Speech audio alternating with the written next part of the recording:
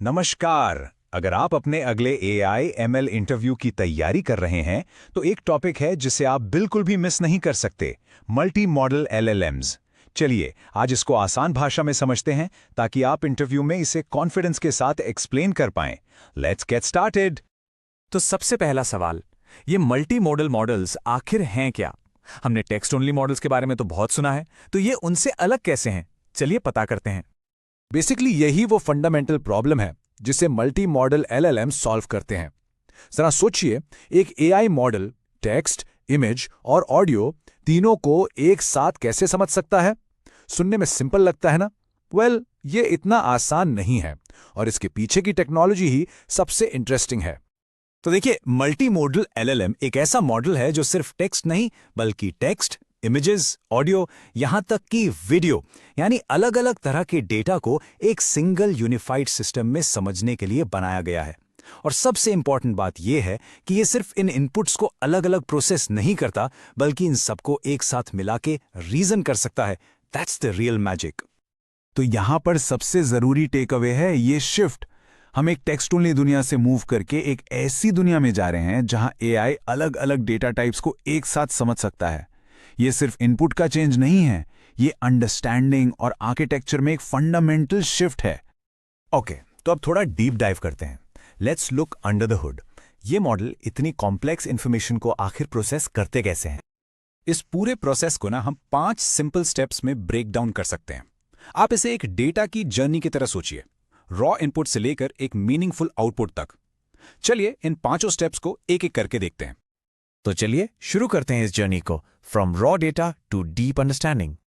सबसे पहला स्टेप है इनपुट एनकोडिंग। इसको आप ऐसे इमेजिन कीजिए जैसे आप अलग अलग लैंग्वेजेस जैसे टेक्स्ट, इमेजेस, ऑडियो को एक कॉमन मैथमेटिकल लैंग्वेज में ट्रांसलेट कर रहे हों। हर डेटा टाइप को एक न्यूमेरिकल रिप्रेजेंटेशन में कन्वर्ट किया जाता है जिसे हम कहते हैं एम्बेडिंग।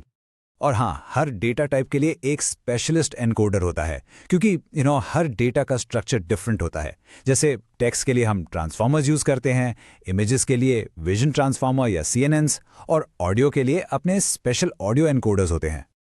अब यहां से आती है सबसे इंटरेस्टिंग चीज, फीचर अलाइनमेंट। यही असली मैजिक है। जितने भी अलग अलग एम्बेडिंग्स हैं उन सबको एक कॉमन ग्राउंड पर लाया जाता है जिसे हम शेयर्ड एम्बेडिंग स्पेस कहते हैं। यही वो जगह है जहां मॉडल अलग अलग डेटा के बीच के कनेक्शंस को समझना शुरू करता है। इसका मतलब क्या हुआ?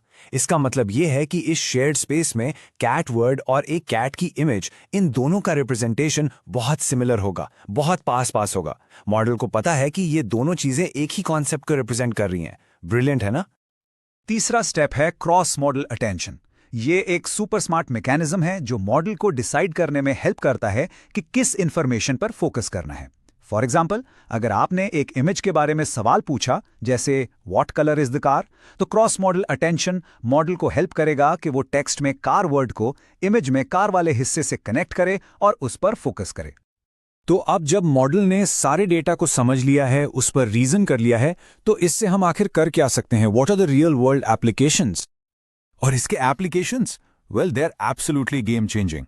सोच के देखिए, एक एआई जो किसी भी इमेज का डिटेल्ड कैप्शन जनरेट कर दे, या आपकी आवाज को सुनकर उसे लाइव टेक्स्ट में ट्रांसक्राइब कर दें, या फिर एक पूरे वीडियो को देखकर उसके इवेंट्स को डिस्क्राइब कर दें, ये सब कुछ अब पॉसिबल है thanks to multimodal LLMs.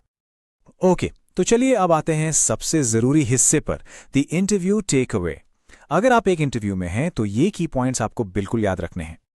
ये 4 पॉइंट्स, इनको अच्छे से याद कर लीजिए। अगर इंटरव्यूअर आपसे पूछे तो आपका जवाब इन्हीं पे बेस्ड होना चाहिए। Number 1, core function. ये मल्टीपल डेटा टाइप्स जैसे टेक्स्ट, इमेज, ऑडियो को एक साथ समझता है। नंबर 2, की कॉन्सेप्ट। ये शेयर्ड एम्बेडिंग स्पेस का यूज करता है अलग अलग डेटा को अलाइन करने के लिए। Number 3, critical enabler.